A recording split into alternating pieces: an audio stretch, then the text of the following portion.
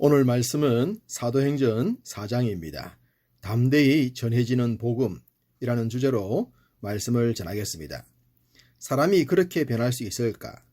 우리는 놀랍게 변하는 사람을 보면 그런 생각을 하게 됩니다. 무엇이 그 사람을 그렇게 변하게 했을까? 의문이 들죠. 초대교회 사도들이 그러했습니다.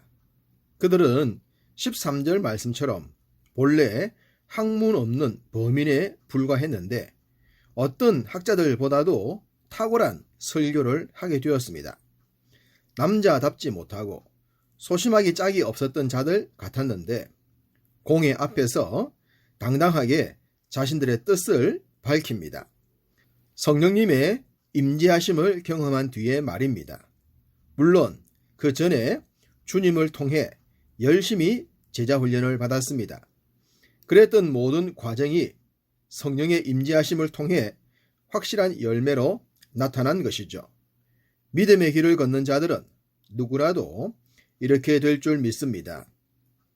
베드로와 요한은 성전 미문에서 날 때부터 걷지 못했던 자를 고쳐준 후에 모인 자들을 향해 담대하게 주의 말씀을 전했습니다.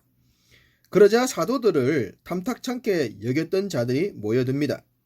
그들은 제사장들과 성전 맡은 자들과 사두개인들이었습니다.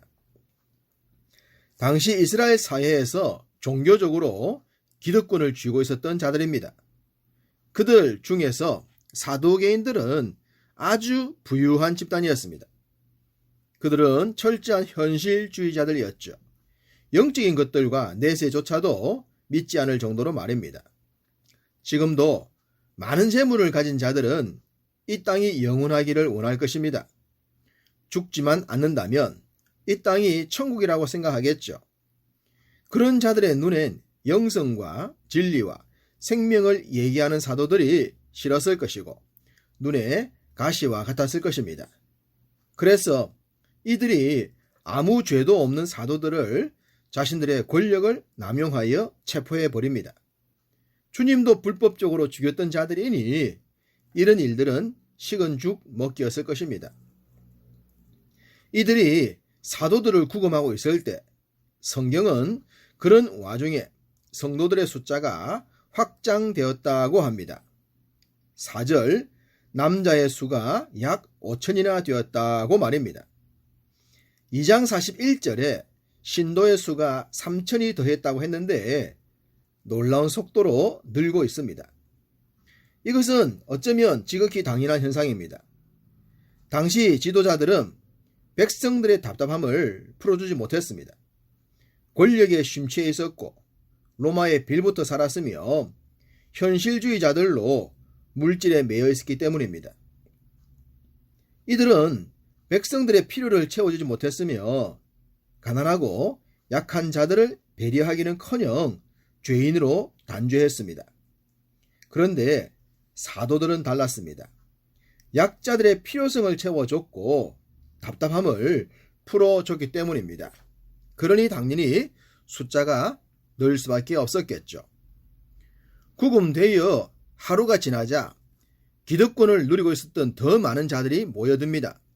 관리들과 장로들과 서기관들과 대제사장 안나스와 가야바와 요한과 알렉산더와 대제사장 문중이 다 모였다고 했기 때문입니다. 당시로서는 어마어마한 사람들이 다 모였습니다.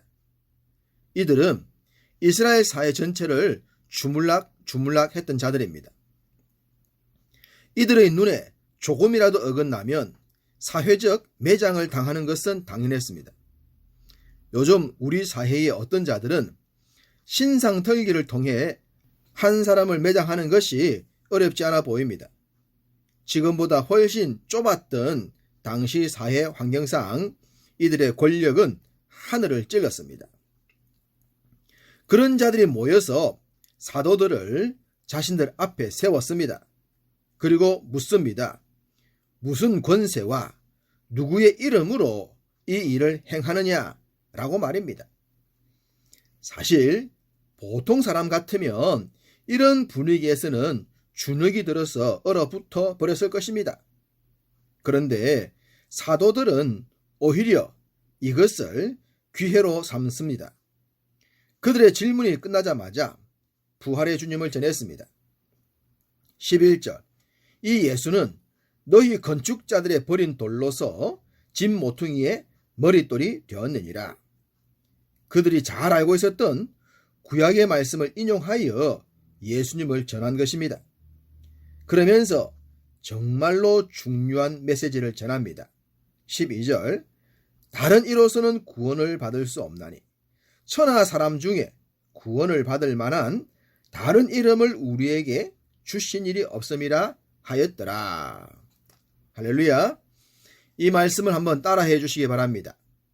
다른 이로서는 구원을 받을 수 없나니 천하 사람 중에 구원을 받을 만한 다른 이름을 우리에게 주신 일이 없음이라 하였더라. 아멘. 이들을 일일이 찾아가서 이 말씀을 전하기가 쉬웠을까요? 어쩌면 이들을 만나기도 어려웠을 것입니다. 그런데 그들이 스스로 모여서 사도들을 올가매려 했지만 오히려 사도들은 그런 그들을 향해 복음의 핵심을 전달했습니다. 정말로 담대함이 이런 것이지 않겠습니까? 사도들을 협박하러 왔던 이들은 사도들의 말과 그들 앞에 서 있는 미문에서 치유받은 사람으로 인해 오히려 역공을 당하고 말았습니다. 소위 할 말이 없어진 것입니다. 그러자 슬그머니 물러나서 자신들끼리 회의를 합니다. 그래도 특별한 답이 없자 그냥 협박만 하자고 합니다. 악한 자들의 전매 특허죠. 월권이요 남용이며 내로남불입니다. 17절 사도들을 위협했다고 합니다.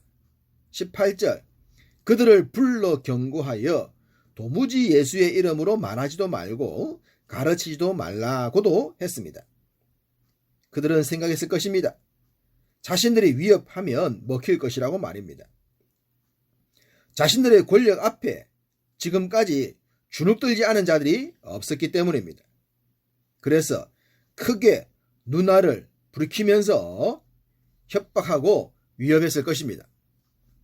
그러자 사도들이 어떻게 반응합니까?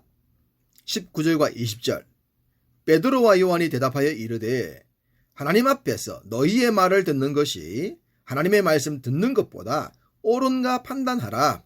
우리는 보고 들은 것을 말하지 아니할 수 없다 하니 이들은 베드로와 요한을 이전에 볼품없는 자들로 착각했습니다. 성령님을 통해 놀랍게 변화된 것을 깨닫지 못했습니다. 힘과 권력으로 누르면 눌릴 자들로 생각했죠. 그러나 이미 사도들은 그런 것에 주눅이 들 자들이 아니었습니다. 부활의 주님을 체험했는데 어떻게 그런 것들이 두렵겠습니까? 지금 우리가 살아가는 현실에서도 사도들의 자세가 우리에게는 필요합니다. 세상은 사탄은 재물로 권력으로 우리를 위협하려 합니다. 그럴 때 주눅이 들고 위협을 당한다면 부활의 주님에 대한 확신이 부족하다는 증거입니다. 물론 조금은 위축될 수 있겠지만 궁극적으로 하나님의 말씀을 굳게 붙든다면 그 어떤 역경도 결국엔 이기게 될 줄 믿습니다. 사도들은 당시 권력자들의 위협과 협박을 받으면서도 담대히 하나님의 말씀을 전하게 해달라고 기도합니다. 그렇습니다. 이것이 우리의 소망이 되어야 합니다. 세상처럼 사는 것이 아니라 세상 사람들을 하나님께로 인도하기 위해 사는 것, 그것이 바로 성도의 삶이요 믿음의 삶입니다. 사도들이 그러했듯이 우리도 그러해야 할 것입니다. 그리고 하나님의 나라 확장을 위해서 이렇게 강구합니다. 30절 손을 내밀어 병을 낫게 하시옵고 표적과 기사가 거룩한 종 예수의 이름으로 이루어지게 하옵소서라고 말합니다. 여러분의 기도가 치유의 기적으로 나타나기를 축복합니다. 그러니 육체의 질고를 위해 기도하시기 바랍니다. 여러분의 믿음에 표적과 기사가 나타나기를 축복합니다. 그러니 더욱 말씀에 합당한 자들이 되기를 기도하십시오. 이 모든 것은 예수의 이름 안에서 이루어진다고 하십니다. 여러분 모두가 예수의 이름 안에서 약속하신 모든 말씀을 신실하게 이루며 살아가시기를 주님의 이름으로 축복합니다.